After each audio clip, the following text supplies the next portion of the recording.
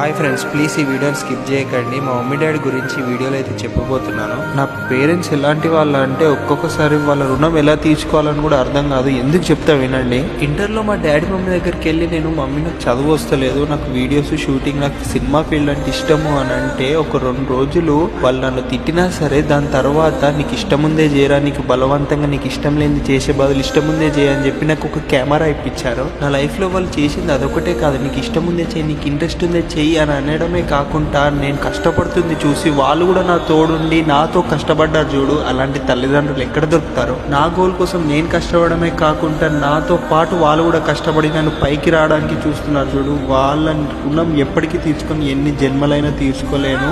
Thank you mom dad, మీ హెల్ప్ని నేను ఎప్పటికీ మర్చిపోను. నాకు అంత పెద్ద కోరిక ఏం లేదు. మా మమ్మీ డాడీని సోనీని మంచిగా చూసుకుంటే చాలు. నాకు 10 రూపాయలు వస్తే 10 రూపాయలు సాయం చేసి హ్యాపీగా బతికేస్తాను. బాయ్.